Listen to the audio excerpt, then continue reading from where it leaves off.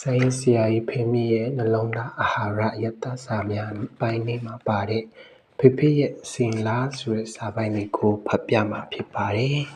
။ဖေဖေရဲ့အစဉ်လား1965ခုနှစ်နှွေကာလအမေဆုံးခဲ့သည့်နေ့ကိုတော့ကျမဘယ်သောအခါမျှမေ့ပြောင်းနိုင်မည်မဟုတ်ပါ။နွေနွေထွေးထွေးရှိလာသည့်အဲ့ဒီအချိန်ရာသီမှာဘာရဲ့လို့မပြောနိုင်သည့်ယောဂတစ်ခုဖြင့်အမေဆုံးပါသွားခဲ့သည်။ဒီတုန်းကအမေအသက်36နှစ်အဲ့ဒီနေ့ညနေမှာပဲရဲအရာရှိတယောက်အိမ်ရောက်လာပြီးအမေနှလုံးသွေးကြောမကြီးထဲမှာအဆိုးရှင်နဲ့မျက်လုံးများကမျက်ကြည်လွှာတစ်စုံကိုဆေးရုံကတစ်တော်တလို့အသုံးပြုနိုင်ရာအဖိတ်တံခွင့်ပြုချက်တောင်းခံသည်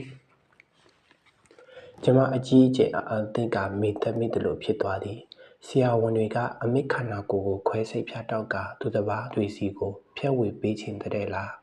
ဒီလိုတွင်းကကျမမျက်ရည်တွေနဲ့အိမ်ထဲပြင်းဝင်သွားမိသည်ကျမအခြေရဆုံးသူတယောက်ရဲ့ခန္ဓာကိုယ်ကိုဖဲ့ရွက်ယူငင်ခြင်းသူတွေဘာကြောင့်ရှိနေရတယ်လဲဆိုတာအသက်14နှစ်ပဲရှိသေးတဲ့ကျမလောဝနားမလည်ခဲ့ပါဒီအထဲမှာပို၍ဆိုသည်ကအဖေကဟုတ်ကဲ့ဟုဆိုလိုက်ခြင်းပဲဖေဖေမမေကိုအဲ့လိုပေးမပြစ်လိုက်ပါနဲ့ကျမအတန်ကိုအောင်၍ပြောလိုက်မိသည်မမေလူပြည်ရောက်လာတော့ကပြပြဆွဆုံရောက်လာတာပြန်သွားတော့လေပြပြဆွဆုံသွားပါစေ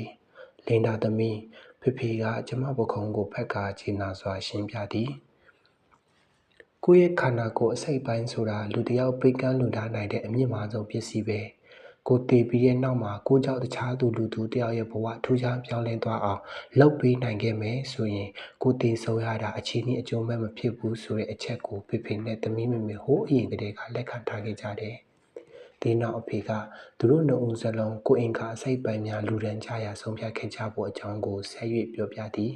အဲ့ဒီနေ့ဖေဖေတေချာပို့ချခဲ့သည့်များကကျမဘဝမှာအရေးပါဆုံးတင်ကားစာတစ်ခုဖြစ်ခဲ့သည်နှစ်ပေါင်းများစွာကြာခဲ့သည့်ကျမအိမ်တော်ကြသည်မိသားစုတစ်ခုနှင့်ဖြစ်လာသည်အဲ့ဒီနောက်1980ခုနှစ်မှာဖေဖေအဆုတ်ယောဂပြင်းထန်ထန်ဖြစ်ပြီးတဲ့နောက်ကျမတို့နှင့်အတူနေရန်ပြောင်းရွှေ့လာခဲ့သည်ထို့နောက်6နှစ်တာကာလအတွင်းအဖေနှင့်ကျမဘဝအကြောင်းသိချင်းတရားအကြောင်းတွေနိုင်ပေါင်းများစွာဆွေးနွေးဖြစ်ခဲ့ကြသည်အဖေကသူကွင်လိုလင်သူ့မှာကောင်းကောင်းမွန်မွန်ကြံရှိမိအယံမှန်သမျှကိုလူတန်းလိုကြောင်းအထူးသဖြင့်ပေးကမ်းခြင်းဒီကမျက်လုံးများဖြစ်ကြောင်းရွှင်ရွှင်ပြက်ပြက်ထက်ထက်တန်ပြီးပြောလေးရှိသည်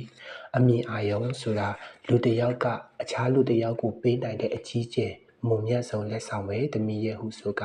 အကယ်၍မျက်စိနှကွင်းအလင်းမရရှာသောကလေးငယ်တူအားအမြင်အာရုံခံစားခွင့်ရအောင်ကူညီပေးနိုင်မည်အဲ့ဒီအမြင်အာရုံဖြစ်သည့်ကလေးကကျမသမီးလေးဝေးတင်းလိုလှပတဲ့မြေရုပ်ပကြီးကားတွေရေးဆွဲနိုင်မည်ဆိုပါကမြင်များဝမ်းသာစရာကြည်နူးစရာကောင်းပါမည်နီစသဖြင့်လဲသူပြောနေတတ်သည်အဖေမျက်လုံးတွေကြောင့်ဒုက္ခများအဲ့ဒီဟာတွေလုံနိုင်နေတယ်ဆိုတာသိနေရတဲ့သမီးအနေနဲ့ဘယ်လောက်ဝမ်းသာကုန်စရာဖြစ်ရမလဲသမီးစဉ်းစားကြည့်တဲ့အဖေကဆိုတတ်သည်သမီးဝင်ဒီအားသူ့အဖိုးကြီးစကားတွေကျမထပ်မှရှင်းလင်းပြောသည့်အခါဝါသာလက်လဲစိဖြစ်သမီးမျက်ရည်တွေလဲကအဖိုးအားပြေးရဖက်သည်အဲ့ဒီတော့ကသမီးအသက်14နှစ်ပဲရှိသေးသည်အမေဆုံးသည့်အချိန်ကကျမအသက်အရွယ်တိုင်းပဲသို့တော့ခန္ဓာကိုယ်လူဒန်းမှုနဲ့ပတ်သက်သည့်ခံစားမှုနဲ့အမြင်များကတော့လုံးဝခြားနာသွားခဲ့ပြီ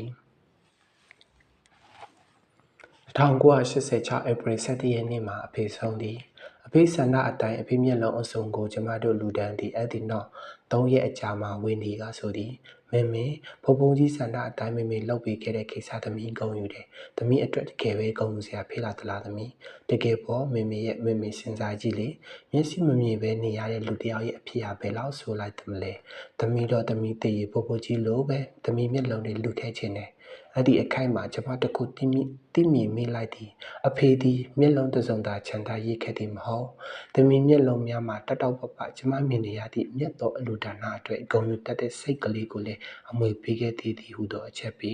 ဒီအတွေ့ဖြင့်ဝမ်းမြောက်ကြည်နူးစွာသမီးအားကျမတိုင်းဖိုက်ထားမိသည် သို့သောနှစ်ပတ်ခန့်အကြာတွင်ကိုအင်ကအစိတ်ပိုင်းများလူဒန်းကြောင်းစာရေးဆန္ဒတွင်နောက်ထပ်လက်မှတ်ရေးထိုးပေးရအောင်မည်ဆိုသည်ကထိုနေ့တခါကျမလုံးဝသိမိနိုင်စွာမရှိခဲ့အတိုင်းအစာမရှိကျမချစ်ရသောပကြီးအမှုပညာဘက်မှပါရမီပါသောကျမသမီးလေးဝေဒီကလံပေးတစ်လျှောက်မြင်းစီအလာထရပ်ကားတစ်စီးဝေတိုက်ကရုတ်တရက်ဆုံးပါရှာခဲ့သည်လူဒန်းကြောင်းစာရေးဆန္ဒများလက်မှတ်ရေးထိုးပေးနေသည့်အချိန်တွင်စမီးစကားသံတွေကကျမနားထဲထပ်တလဲလဲကြားရောက်နေမိသည်မမေစဉ်းစားကြည့်လေမျက်မမြင်ပဲနေရတဲ့လူတစ်ယောက်ရဲ့အဖြစ်အဘလောက်ဆိုးလန့်မလဲ